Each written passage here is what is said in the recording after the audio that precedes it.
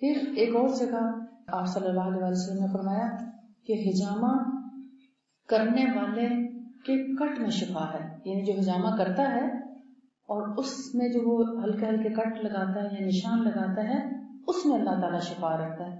خون کے زیادہ یا کم آنے سے شفا کا تعلق نہیں ہے، کیونکہ کسی میں خون کی اگر کمی ہے وہ کیسے خون نکلے گا اس کا؟ جس کی آلریڈی خون ہے ہی نہیں جسم میں، وہ کیسے نکالیں گے؟ جتنا مرضی زیادہ گہرا کاٹ دیں وہ نہیں نکلے گا. ہاں، مردوں کا خون زیادہ نکلتا ہے کیونکہ خواتین کو تو مینسز ہوتے ہیں، ان کا آلریڈی ڈیٹاکس ہوتی رہتی ہے باڈی مہینے کے مہینے. اچھا، کئی لوگ یہ بھی سمجھتے ہیں کہ جن لیڈیز کو جب تک مینسز آتے ہیں تو حجامہ کی ضرورت نہیں ہے. ایسا نہیں ہے. آپ دیکھیں کتنی لڑکیاں ایسی ہیں جن کے مینسز ڈسٹرب ہوتے ہیں. غذاؤں کی بیکارگی، پسند ناپسند کی ساتھ کھانا، یعنی یہ نہ سوچنا کہ ہمارے لیے صحت کے لیے کیا چیز اچھی ہے، بلکہ یہ سوچ کے کھانا مزہ کس میں آتا ہے.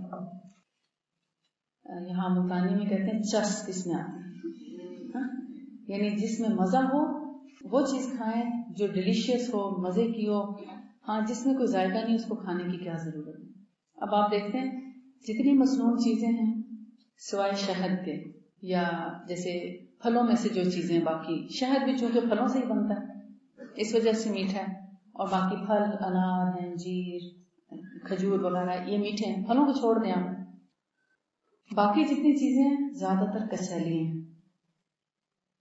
علاج کے لیے جو دوائیں بتائی گئی ہیں، اب جیسے کلونجی ہے تو کسالہ ذائقہ، کست ہے کسالہ ذائقہ، زیتون ہے یہ زیتون کا تیل ہے تو ذائقہ کسالہ، کلونجی کا تیل بھی ذائقہ کسالہ.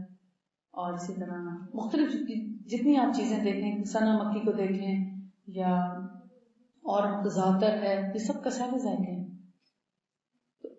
اب جن سے آپ شفا پا رہے ہیں، اب یہ چیز ذہن میں رکھیں، بچیاں خاص طور پر، کہ جن کے ذائقے کسالے ہیں انہی سے علاج ہو رہا ہے.